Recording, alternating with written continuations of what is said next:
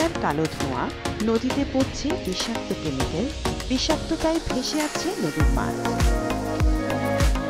বিপন্ন হচ্ছে প্রকৃতি, ঝুঁকিতে পড়ছে মানুষের স্বাভাবিক জীবন। এসব চিত্রই ফুটে উঠেছে সনি রামানির ক্যামেরায়।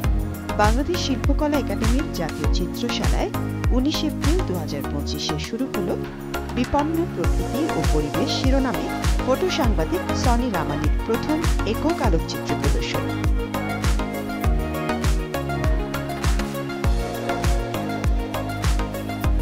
প্রদর্শনীটির উদ্বোধনী অনুষ্ঠানে উপস্থিত ছিলেন অর্থনীতিবিদ অধ্যাপক আনু মোহাম্মদ, নিউ ওয়েজের সম্পাদক নুরুল কবির, বাংলাদেশ শিল্পকলা একাডেমির চারুকলা বিভাগের পরিচালক মোস্তফা জামান এবং বাংলাদেশ পরিবেশ আন্দোলনের যুগ্ম সম্পাদক হুমায়ুন কবির। কোন ছবি এখন পর্যন্ত আমাদের পুরো সময়টাকে তুলে ধরে। যেমন আপনার 69-এর গণ অভ্যুত্থানের একটা ছবি, একটা ছোট বাচ্চা ছেলে, সে সবার চাইতে অনেক বেশি সরব এবং সোচ্চার ভাবে সামনে এগোচ্ছে, তার পেছনে হচ্ছে পুরো মিছিলটা।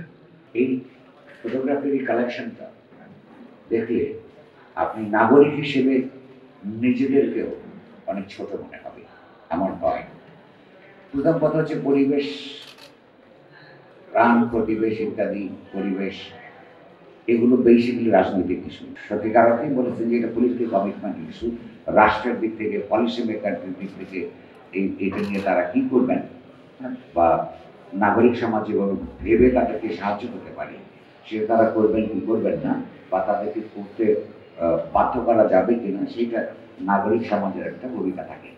বন্ধু ভাই সবাইকে ধন্যবাদ আমাদের এই প্রোগ্রামে উপস্থিত হওয়ার জন্য এবং আমার জন্য অনেক পরিশ্রম করছেন। শিল্পকলার পরিচালক মোস্তফা জামান ভাইকে অনেক ধন্যবাদ, যে আমাকে রাত দিন অনেক পরিশ্রম করে আমাকে অনেক সুযোগ করে দিয়েছে এই কাজটা করার জন্য। এক দশকের বেশি সময় ধরে বাংলাদেশের সামাজিক ও পরিবেশগত বাস্তবতা সনি রামানি এই প্রদর্শনীর মাধ্যমে রাজধানীর পরিবেশগত অবক্ষয়কে নির্মমভাবে তুলে ধরেছেন।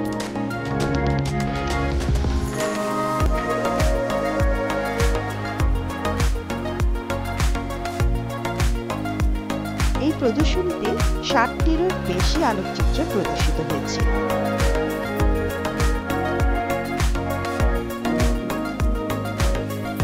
প্রদর্শনীটি 20 থেকে 24 এপ্রিল 2025 প্রতিদিন বিকেল 3টা থেকে রাত 8টা পর্যন্ত সবার জন্য উন্মুক্ত থাকবে।